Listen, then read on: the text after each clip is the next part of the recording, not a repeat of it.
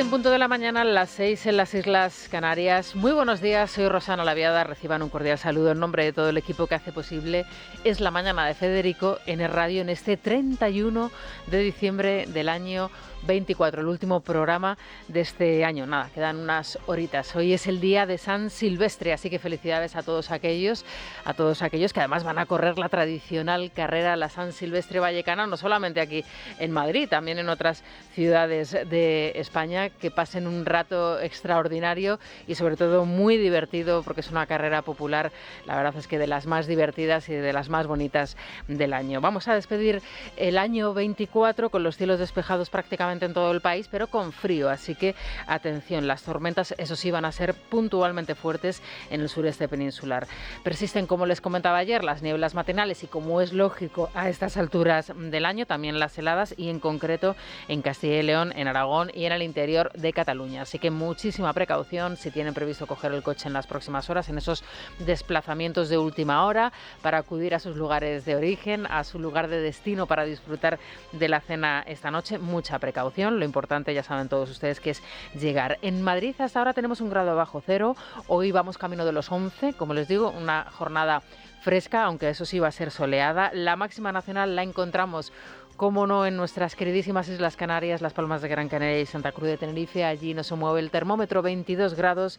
Y la mínima, ojo, hoy encabeza el pelotón del pasmo para finalizar este ciclo este año, Teruel, 6 grados bajo cero.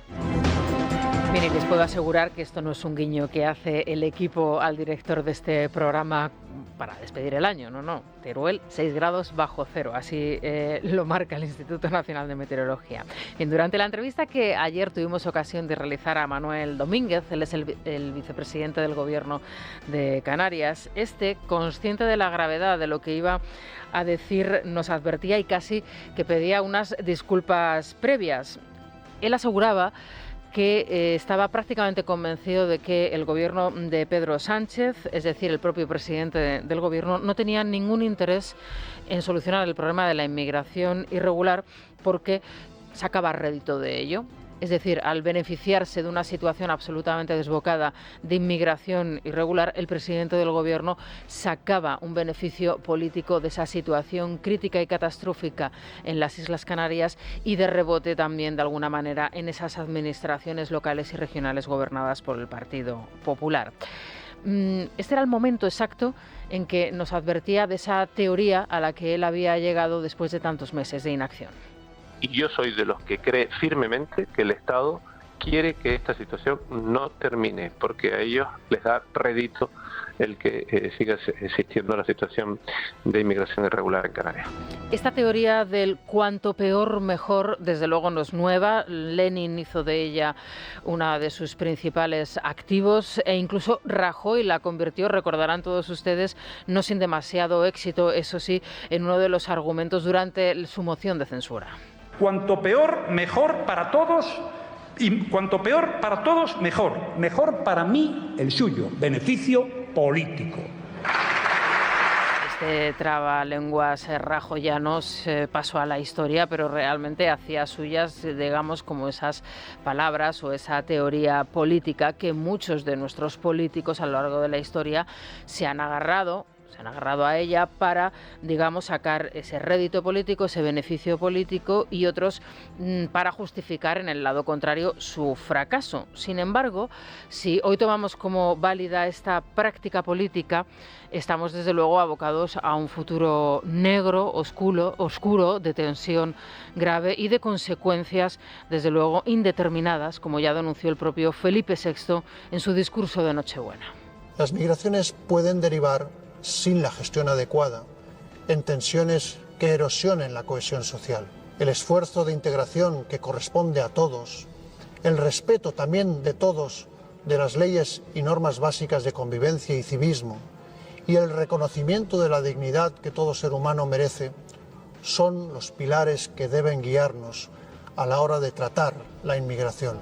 ¿Quién no quiera ver en la inmigración irregular un problema acuciante de consecuencias gravísimas? Desde luego está ciego, solamente hace falta ver lo que está sucediendo a nuestro alrededor, en los países de nuestro entorno, y por supuesto darse un paseo por el archipiélago canario y preocuparse de lo que está sucediendo en aquellos centros asistenciales y de acogida absolutamente desbordados. Claro, si uno va a las Islas Canarias y se limita a ir a la playa o se limita a hacer algún acto oficial, como ha hecho el presidente del Gobierno recientemente, y no acude a los centros de acogida, tiene un verdadero problema.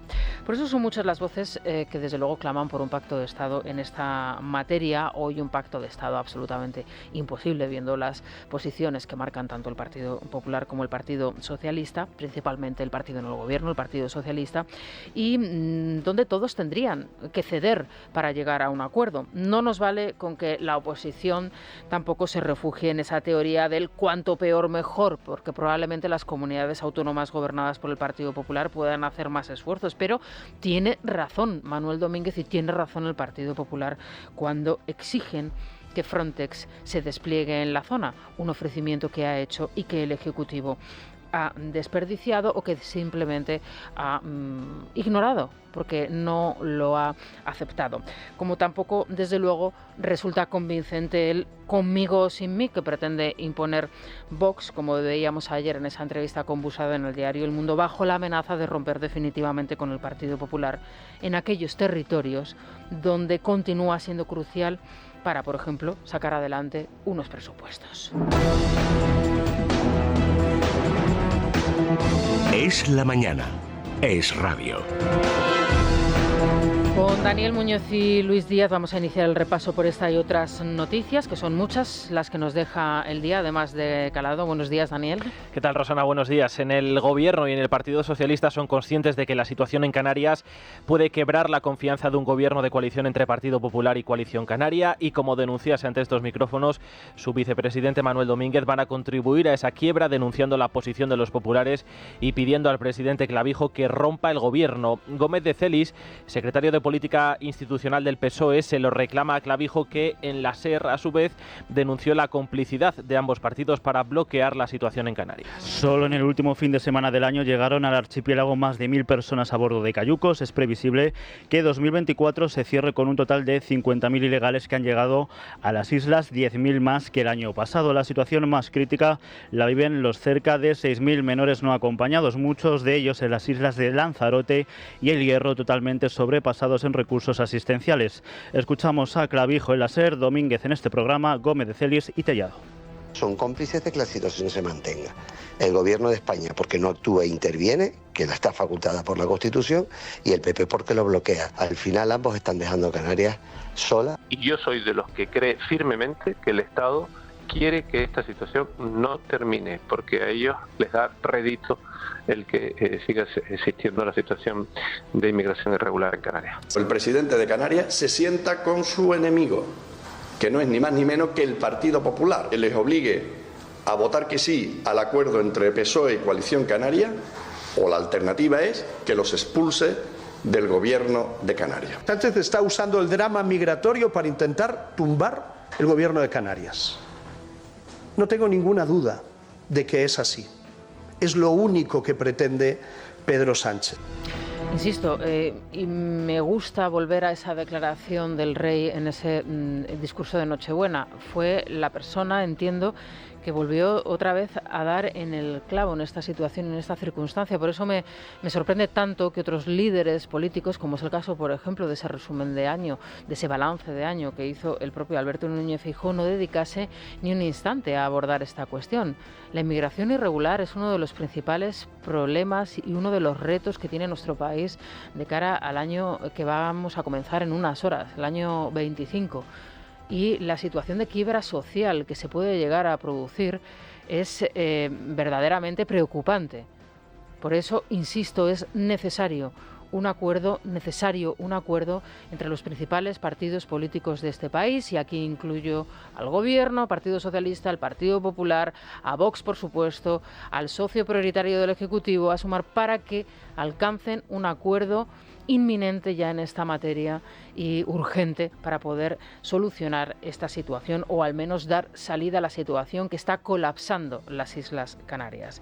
Y lo cierto es que dándole vuelta a esa teoría del cuanto peor mejor que ayer nos comentaba aquí, denunciaba el señor Domínguez, se me ocurren varias circunstancias que desde luego podrían encajar. Como les decía al principio, no es algo nuevo, no es una teoría o una tesis que desarrollen los políticos de manera novedosa. Por ejemplo, el COVID. Ayer hablábamos de ello 5 años después, la situación que se llegó a producir en Madrid. ¿O acaso ustedes piensan que Sánchez no le venía bien que Madrid estuviese en una situación crítica por las circunstancias que se dieron en una gran ciudad, en una gran urbe como fue Madrid? Por ejemplo, la cuestión de la vivienda, que hoy es uno de los principales argumentos también de cara a los principales problemas del año 25, del año que vamos a comenzar. Por ejemplo, la situación que afecta a más de 1,5 millones de funcionarios públicos, y me refiero a la crisis de Muface, y de la que hoy vamos a abordar también y vamos a hablar detenidamente a partir de las 8. Hoy, y volviendo a la vivienda, el diario El País anuncia a toda página un gran foro sobre vivienda para el arranque del año, y que de nuevo va a servir para dar publicidad al presidente del Gobierno. Vivienda, quinto pilar del estado de bienestar. Así es como lo han bautizado. Va a ser el título de este foro, que va a tener lugar el próximo día 13 de enero.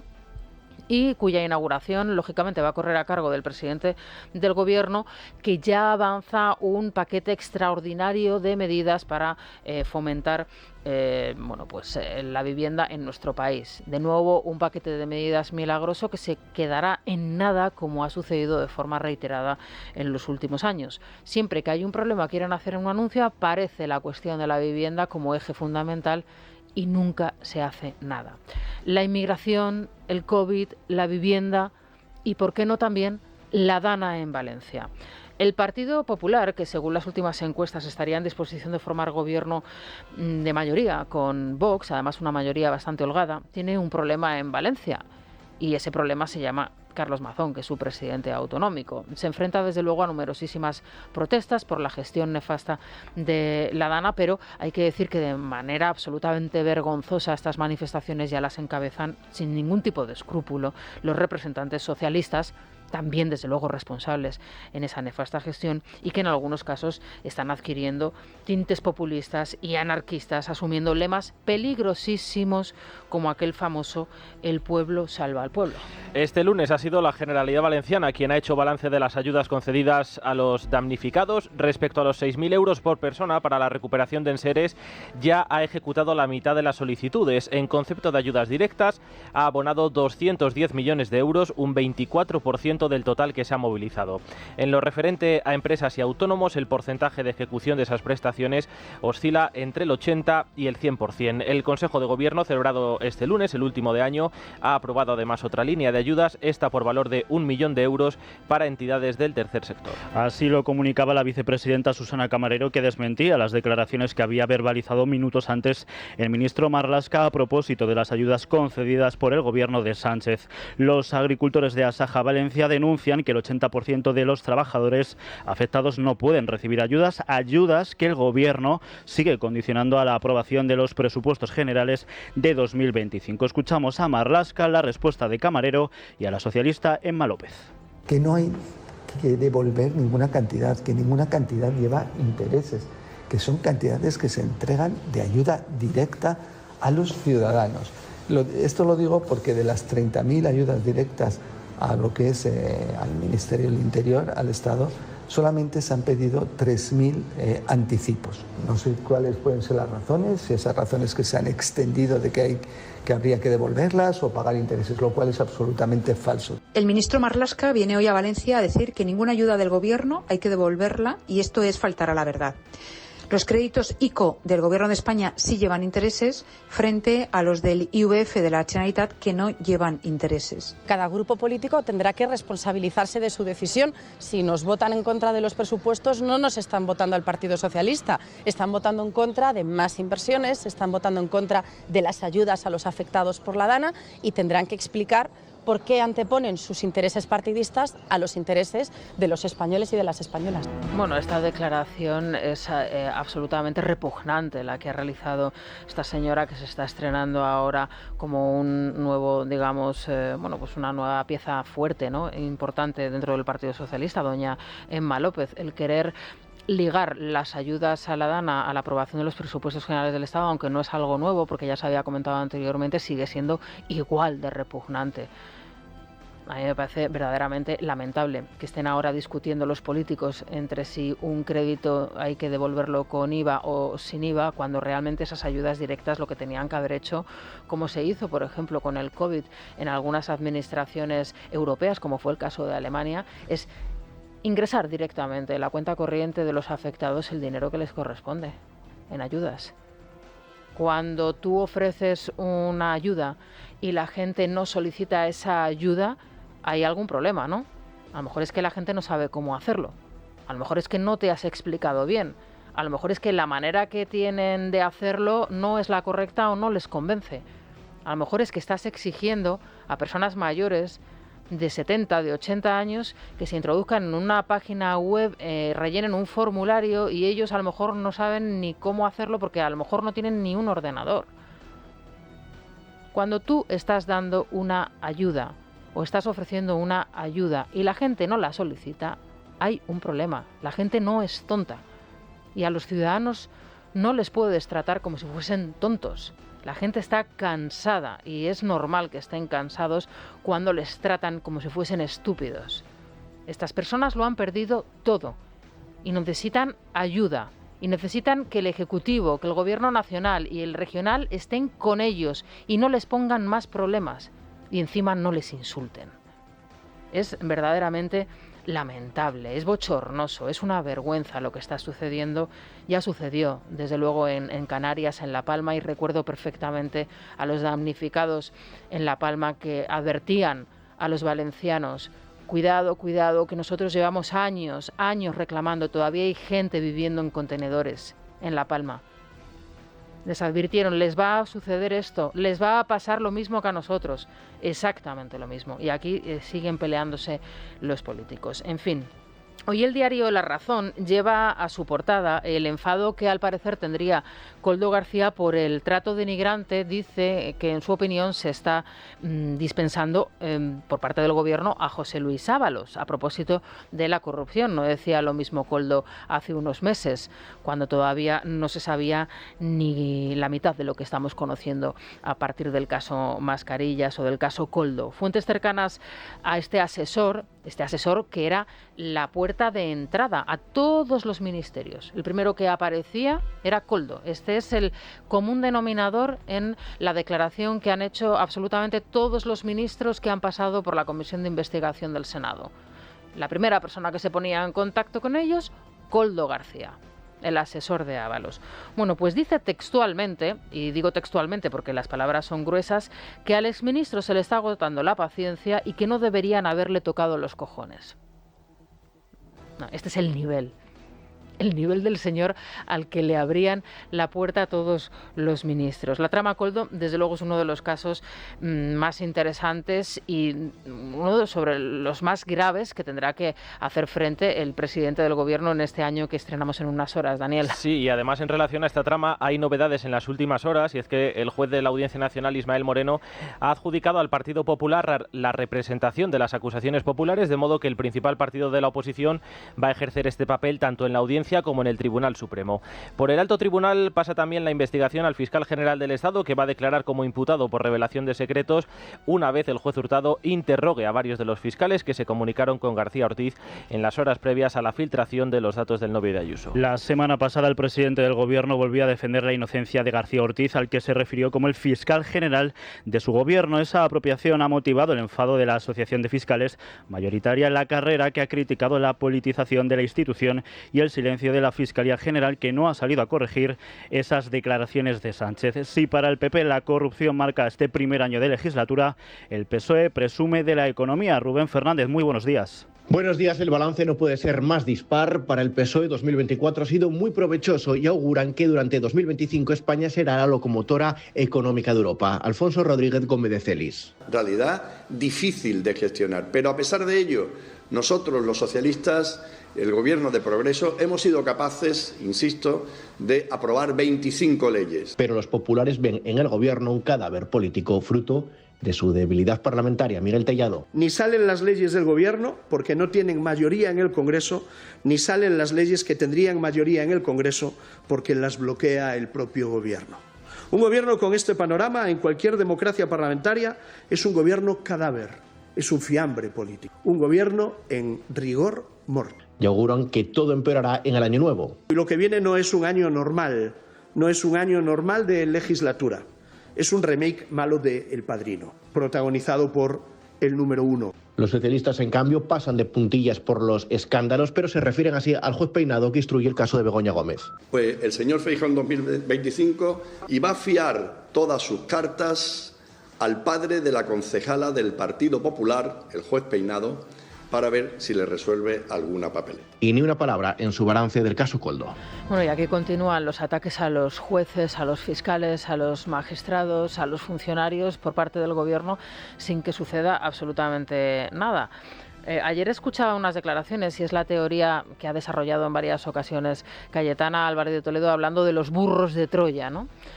Esos señores con corbata y con trajeados, ya no son estos Chávez que van con la ropa militar, sino aquellos que van con ropa exquisita, incluso de marca, y que van destrozando, van dinamitando cada una de las instituciones del Estado, ¿no? Y que hacen del Poder Ejecutivo el control absoluto sobre el Legislativo, sobre el Judicial. Y así van, digamos que presentándonos un muro que tiene la apariencia de una democracia cuando en realidad estamos ante otra cosa. Y ella a estos señores los llama los burros de Troya. Bueno, pues Gómez de Celis es otro burro de Troya, es otro señor que con apariencia de moderado demócrata se permite el lujo de ponerse delante de la prensa, de ponerse delante de un micrófono y atacar directamente a un juez que está haciendo su trabajo y amenazarle. Esto es lo que está sucediendo en España y hoy es el último día del año 24 y es lo que tenemos que dejar claro y plantear y poner sobre la mesa para que la gente sepa a qué nos tenemos que atener y a qué nos tenemos que enfrentar. Porque si no, tenemos un problema de concepto. Si no sabemos identificar a ese burro de Troya y lo que está haciendo, cuál es su objetivo, tenemos un problema a la hora de, digamos, encontrar la medicina, de hacer el diagnóstico y, por tanto, tratar de solucionar o de solventar esta situación. Por último, nos vamos a centrar en la crisis de Muface. Ojo, que hay 1,5 millones de personas, de funcionarios públicos, que podrían quedarse sin cobertura privada, la que han estado pagando durante décadas a mediados del mes de enero, y la situación se complica hoy además con novedades porque al parecer el Gobierno tendría en su poder un informe con datos importantes que avalarían, digamos, esas segundas licitaciones y que de momento no quieren hacer público. Sí, efectivamente, es un informe que guarda en su poder el Ministerio de Hacienda, un informe de la AIREF sobre la eficiencia y eficacia de Muface, que el Ejecutivo, como bien dice, se niega a hacer público. Ese informe no se ha utilizado además para ajustar la segunda oferta de las aseguradoras, que consideran insuficiente el aumento de un 33% en la financiación prevista para atender al 1,5 millones de funcionarios que junto a sus familias se benefician de este seguro de salud. Lo consideran un negocio ruinoso y critican que frente a los 1.200 euros que el Gobierno les ofrece por la atención de cada funcionario, el Estado destina 1.700 a aquellos que eligen la sanidad pública. CESIF pide que se publique ese informe y se dirige al presidente del Gobierno para que tome las riendas. María Yuste, buenos días. Buenos días. Termina el año sin una solución para los funcionarios que pertenecen al sistema sanitario privado Muface. Desde el sindicato mayoritario de las administraciones públicas, CESIF, reclaman una reunión al Gobierno al más alto nivel para analizar la situación ante el rechazo de las aseguradoras al concierto de Muface. CESIF ha remitido una carta a Moncloa pidiendo a Pedro Sánchez que intervenga en la crisis. Miguel Borra, presidente de CESIF, en declaraciones a La Noche de Radio. Desde CESIF le hemos pedido al presidente del Gobierno que indique qué medidas se van a tomar para garantizar la asistencia sanitaria de nuestros mutualistas, nuestros maestros, profesores, los funcionarios públicos, los policías nacionales se merecen que la Administración les garantice su asistencia sanitaria, algo que en estos momentos está en juego. También lo han hecho desde la Federación Española de Asociaciones de los Cuerpos Superiores de la Administración Civil del Estado y, como denuncia la presidenta de FEDECA, Ana Erkoreka, en el programa En Casa de Herrero no han recibido respuesta. Nosotros también en FEDECA hemos enviado cartas al ministro de Función Pública, a la directora general de Función Pública y, sin embargo, no nos han contestado. Hay mucha incertidumbre, mucha preocupación porque qué es lo que va a pasar a partir del día 1 de enero, con independencia de que luego se prorrogue. FEDECA expresa su preocupación ante la posibilidad de que la segunda licitación se quede nuevamente desierta. 7:34 de la mañana, 6:34 en las Islas Canarias. Continuamos informándoles sobre las noticias que nos deja la jornada y las que nos va a dejar a partir de mañana. Y más que algún disgusto, algún disgustillo. Y es que, madre mía, cómo va a empezar el año 25. Fíjense ustedes que yo no soy muy dada a esto de las listas y las relaciones, pero es que lo tenemos que hacer. La carga de impuestos, la subida de los precios, los mecanismos que trata de presentarnos el gobierno como beneficioso para nosotros mismos cuando llegue nuestra edad de jubilación, cuando realmente, se trata de un atraco más que en el mes de enero vamos a sufrir todos. En fin, todo se concentra a partir de mañana, día 1 de enero, para que tengamos que mirar en nuestra cuenta corriente o en nuestro bolsillo y darnos cuenta de que seguimos perdiendo y vamos a seguir perdiendo poder adquisitivo. Luis. Sí, la inflación se dispara 4 décimas en diciembre, situándose en el 2,8%, siendo el dato más alto desde julio. Además, a partir de mañana 1 de enero, el precio de la luz, el gas o los alimentos básicos aumentarán tras la eliminación de la rebaja del IVA, que puede ir del 4 al 10%. También se reducirán los sueldos debido al mecanismo de equidad intergeneracional aprobado por el Gobierno para pagar las pensiones, mientras el Euribor cierra el año con el 2,4%, siendo su mayor caída desde hace 12 años, abaratando las hipotecas en más de 1.200 euros anuales. Que no valdrá absolutamente para nada, porque si el precio de la vivienda sube en el entorno del 6%, que es el dato que se ha ofrecido, y del alquiler del 9%, pues imagínense ustedes cómo estamos. Estamos probablemente ante la generación de españoles más empobrecida de la historia desde la democracia. Es verdad que ha habido circunstancias y situaciones, sobre todo las de las crisis, en donde las situaciones han sido muy complejas y muy complicadas, pero la pérdida de poder adquisitivo generalizada que se vive ahora mismo en el país, creo sinceramente, o yo al menos no la había vivido ni sufrido como se está sufriendo y viviendo hoy en día, y lo vamos a seguir haciendo. Así que muchísima precaución y sobre todo, ajusten los presupuestos. En esta época del año ya saben ustedes que es momento de balance. Hoy también lo haremos en nuestra tertulia y a mí me encantan los balances de los presidentes regionales. Es que hay alguno que por hacer balance es que prácticamente casi ni lo hace. La señora Chivite, la presidenta de Navarra, es que ha hecho un discurso de 2 minutos.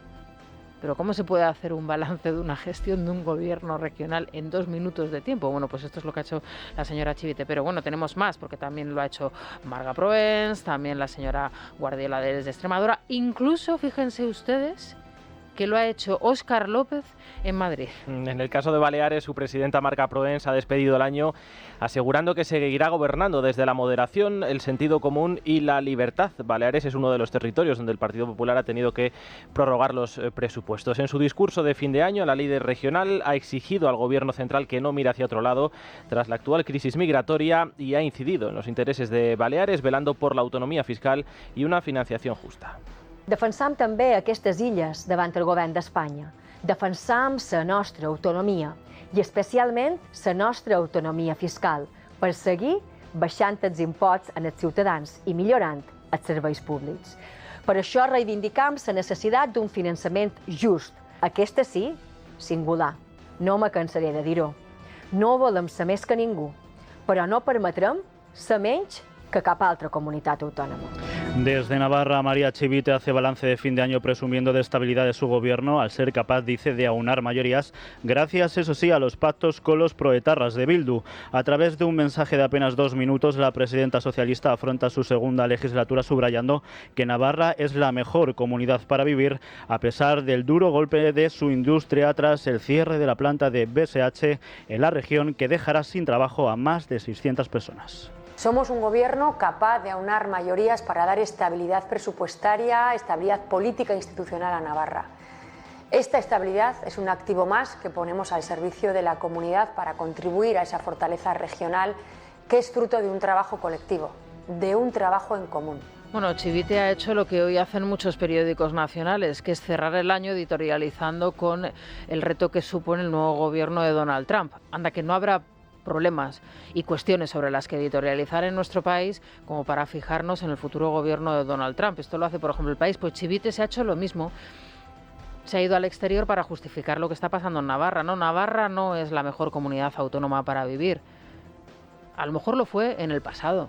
Efectivamente, sí, tenía un sistema de salud, por ejemplo, muy reconocido en la Clínica de Navarra. Tenía un sistema educativo muy reconocido también. En todos los informes, en los informes PISA, el PIRLS salía encabezando la escuela Navarra como una de las mejores de España. Pero es que hace mucho tiempo que esto ya no sucede.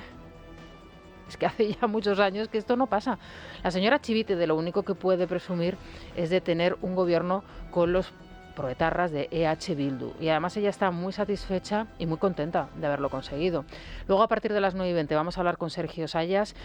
Para mí, uno de los diputados revelación, ya no de esta legislatura, sino desde luego de los últimos años en el Parlamento, y una persona que es una referencia, y sobre todo una referencia en el parlamentarismo español actual a nivel nacional, y también, por supuesto, como representante que es, como diputado que es por Navarra. Con él vamos a hablar a partir de las 9:20 y 25 sobre ese balance que hacemos del año en este día, en el último día del año, y por supuesto también sobre la situación en Navarra. Bueno, y atención en la estrategia de María Guardiola, que es un personaje a seguir y curioso, ¿no? Recordarán todos ustedes el problema que supuso en Extremadura esa negativa de María Guardiola a pactar con Vox, cuando, por ejemplo, en Valencia el señor Mazón lo hizo al instante para formar un gobierno. Bueno, pues ahora María Guardiola ha pasado a hacerle guiños a la formación que dirige Santiago Abascal, siguiendo, digamos, como una trayectoria al margen de lo que está sucediendo en otras comunidades autónomas. Sí, y este lunes su Consejo de Gobierno ha aceptado tramitar la propuesta de la Ley de Concordia de Vox con los presupuestos en el aire. La presidenta extremeña aprueba así una de las principales reivindicaciones del partido de Santiago Abascal, que deroga a su vez la actual Ley Autonómica de Memoria Histórica en vigor desde 2019. Desde la Junta aseguran que esta decisión se adopta ya que no supone un aumento de gasto ni disminución de los ingresos en la región. En Vox recalcan que la nueva normativa supondrá un compromiso firme con la reconciliación y la libertad ideológica. Y a través de un vídeo difundido por el PSOE, el ministro Óscar López ha hecho balance del año y ha aprovechado la ocasión para volver a atacar a la presidenta de la Comunidad de Madrid, Isabel Díaz Ayuso. López ha instado a los madrileños a elegir, dice, entre la dignidad o la desigualdad. También ha hecho un llamamiento a que Madrid sea conocido por ser un referente en la lucha contra el cambio climático o el empleo digno. Los socialistas, miles de socialistas, millones de progresistas de esta comunidad, vamos a trabajar para hacer de Madrid una comunidad más digna. Y esa es la verdadera elección, desigualdad o dignidad. Madrid es mucho mejor que su gobierno y que su presidenta. Creemos que tiene que haber justicia social, creemos que tiene que poner más quien más tiene para garantizar esa igualdad de oportunidades y no que esa riqueza quede en manos de unos pocos y que Madrid se convierta en un club privado. Me encanta el piano que le han puesto debajo, de verdad, me parece extraordinario. La idea la compro porque me gusta. Por cierto, de Muface no ha dicho nada, ¿no? Es que, se lo digo porque es que Óscar López es el ministro responsable de la función pública y del 1,5 millones de funcionarios y de sus familias que están pendientes de lo que sucede con sus seguros privados que llevan pagando desde hace décadas para tener una cobertura sanitaria. De eso el ministro no dice nada. Es que no se ha reunido todavía con el principal sindicato, ¿no?, de la función pública. En fin, lo del piano sí, nos gusta.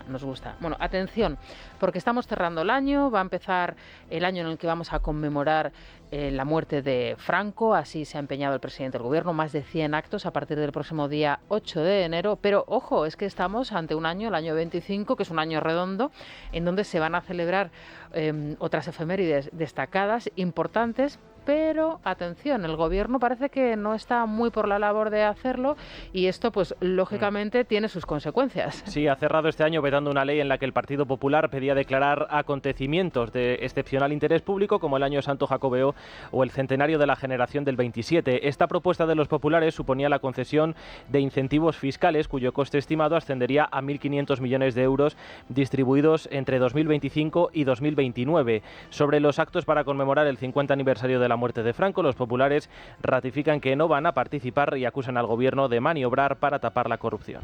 La Policía Nacional ha detenido a 4 menores en una operación contra el yihadismo. Todos ellos estaban bajo sospecha de las fuerzas de seguridad, por lo que decidieron proceder a detenerlos por el riesgo de que llevasen a cabo algún atentado durante las fiestas de Navidad. Según publica El Confidencial, tenían en sus posibles objetivos atacar la Basílica de Santa María en Elche. Bueno, pues seguiremos esta información, por supuesto, y si tenemos más noticias al respecto, se las iremos contando a lo largo del programa. Son las 7:44, 6:44 en Canarias, una pausa muy breve y enseguida la prensa económica con Beatriz García. ¿Qué tal, Beatriz García? Muy buenos días. Muy buenos días. Bueno, vamos como siempre con la prensa económica, con ese resumen, comenzando por Libre Mercado, ese titular de apertura. 12 uvas, 12 subidas de impuestos. El año nuevo trae consigo más presión fiscal. Sí, madre mía, y qué uvas. Subida de impuestos. Estás con pepitas, con pepitas. Por uvas, sí, se atragantan. Bueno, pues es que la lista de impuestos de Sánchez desde que llegó a Moncloa es completamente infinita. O sea, el gobierno ha subido todos los impuestos que ha tenido a mano y además su creatividad fiscal pues le ha permitido inventarse todo tipo de tributos. O sea, cualquier cosa, gesto, sector es susceptible de ser grabado y así estamos. Bueno, pues el ahorro, los cigarrillos, el mínimo de sociedades, tenemos también el impuesto a la banca, no dejan títere con cabeza y además 2025 será el año en el que el gobierno vuelva a intentar subir el diésel, a el combustible más usado de nuestro país, a 13 millones de conductores que casualmente, como ellos presumen de que solo suben los impuestos a los ricos, hay que decirle al gobierno que el 70% de los coches diésel tienen más de 10 años. O sea, tener un coche de más de 10 años no es precisamente de un rico del barrio de Salamanca con un Lamborghini, no, son las clases medias, las clases bajas, y esta subida fiscal que el gobierno volverá a intentar el año que viene, pues es un golpe directo a las clases, las rentas bajas, la clase media, todos esos a los que la izquierda presume de protegerles, protege tanto que les va a gravar con otro nuevo impuesto. Bueno, a ver, tenemos la cuestión del timo fiscal con las inundaciones y aquí es que tenemos a los políticos enrocados que si lleva el IVA, si no lleva el IVA, si hay que devolverlo, si no hay que devolverlo. Bueno, vamos a ver, esto cómo lo podemos solventar, sí. ¿Cómo lo podemos explicar? Pues es otro escándalo. En este caso, Carlos Cuesta nos cuenta que solo van a ser 307 millones de ayudas en el IRPF de momento, ayudas tardías hay que decir, pero bueno, es que el gobierno se está poniendo las botas en el IRPF, es que el gobierno ha recaudado 9 veces más que las ayudas que va a dar a la Dana. O sea, es que es prácticamente insultante. O sea, y no solamente está recaudando más en el IRPF, es que vuelves ahora a subir el IVA de los alimentos, vuelves a subir el IVA de la energía, estás intentando también poner un impuesto energético y de verdad a la gente que no es porque necesita, no recaude, porque no tenga, porque exactamente. Estamos ante el gobierno probablemente más recaudador de la historia. Más recaudador de la historia, o sea, el saqueo fiscal es impresionante. Antes, hasta con el anterior gobierno del PP decían vamos a recaudar 100.000 y al final llegaban a 90.000, o sea, no conseguían recaudar, pero es que este gobierno se pasa de las previsiones, es una cosa tremenda. Y entonces, bueno, pues las ayudas cuando realmente el contribuyente lo necesita, porque sí que está justificado, nadie puede dudar que los afectados por la Dana necesitan ayuda del Estado, que para eso pagan impuestos, el Estado no está a la altura. No, y está claro que cuando tú estás ofreciendo una ayuda que aparentemente la estás dibujando o la estás presentando como la solución a todos tus problemas y la gente no concurre, no recurre a esa ayuda, será por algo. Primero, porque no te sabes explicar. Segundo, porque a lo mejor la ayuda que estás prestando no está la ayuda y a la gente no le convence. A lo mejor hay personas que prefieren perder su negocio, que son muchos, los pequeños autónomos que han perdido su negocio en la Dana y que prefieren no volver otra vez a abrirlo recurriendo a estas ayudas porque ya sería su ruina absoluta. A mí esto de tratar a la gente como si fuese estúpida y tonta me pone de los nervios y es lo que están haciendo precisamente con este tema de las ayudas en Valencia. Bueno, más titulares que podemos encontrar en otros diarios. Relacionados con las ayudas, lo que cuenta Expansión del Plan MOVES es el plan para subvencionar los coches eléctricos en 2025. Ya llevamos más de 1.500 millones de euros subvencionados, pagados por todos nosotros, para que la gente que más puede, porque tiene más dinero, se compre un eléctrico. Esto es completamente regresivo y una incoherencia total en el argumento ideológico de esta gente. ¿Pero qué está pasando? Bueno, pues que Sánchez además ha planteado unas ayudas a la Dana que van a ser de unos 400 millones de euros, 465 para ser exactos, y es que son ayudas también ideológicas completamente. O sea, solo Sánchez te va a dar una ayuda si eres un afectado por la Dana para que te compres un coche, si te compras un coche eléctrico o eco. O sea, tienes que ser ecológico. ¿Y si no quieres el coche eléctrico? Si quieres un coche con pegatina B, no hay ayudas, que los coches de pegatina B son los baratos, los que la gente se puede permitir, la gente en apuros, con problemas económicos y más en Valencia. Entonces, eso es lo que está haciendo este gobierno, usar las ayudas de la Dana. El que no tiene un enchufe en su casa para cargar su coche. Precisamente, claro, sí. Pues nada, se está aprovechando de la tragedia de la Dana para dar ayudas y favorecer el coche eléctrico, que es una completa obsesión por parte del gobierno, y que la gente lo que está haciendo, tú ves los datos de ventas de coche, y es que el conductor da la espalda al coche eléctrico. Se prefiere comprarse un coche de segunda mano, que son además los que más están subiendo de precio, porque los españoles no se pueden permitir gastarse 40.000 euros en un coche eléctrico. Bueno, veo que el economista va con toda la cuestión de Muface. Sí. Ahora enseguida vamos a hablar con Miguel Borra. A partir de las 8 en punto de la mañana vamos a dedicar tiempo a esta cuestión, que es grave absolutamente. Yo hablaba a las 7 de la mañana de la teoría del cuanto peor mejor. Claro, es que me van a disculpar que sea tan insistente y tan pesada, pero es que esta cuestión afecta primordialmente a las comunidades autónomas gobernadas por el Partido Popular, por ejemplo en Andalucía y en Madrid, donde como esto se venga abajo, como este sistema quiebre, el de los mutualistas, van a tener que hacer frente y acoger en el Sistema Nacional de Salud Pública de sus respectivas comunidades autónomas a cerca de 320.000 mutualistas, creo que en Andalucía, y cerca de 250.000 en Madrid. Pues es que la verdad que yo también estoy pensando y a favor completamente de tu teoría, o sea que al gobierno incluso le viene bien que las consejerías sanitarias del PP pasen apuros ahora con estos nuevos usuarios, la verdad, o sea, al final tienen un arma política ahora mismo que es arrojadiza. Adeslas ya ha dicho que no quiere entrar, que no va a perder dinero, y hasta con esta nueva licitación. DKV ayer sacaba El Mundo que también se iban a caer, solo quedaría Sisa, no puede cubrir evidentemente a todos sus usuarios.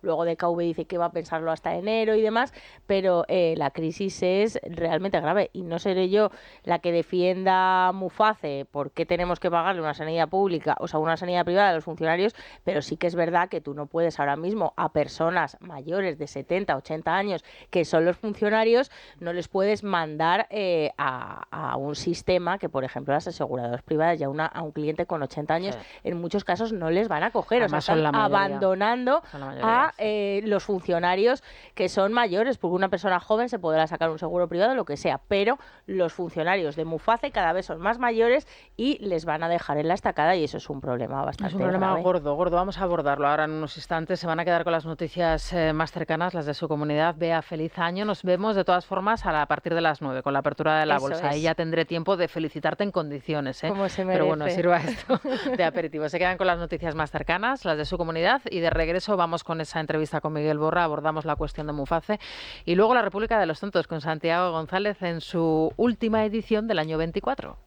Es Radio.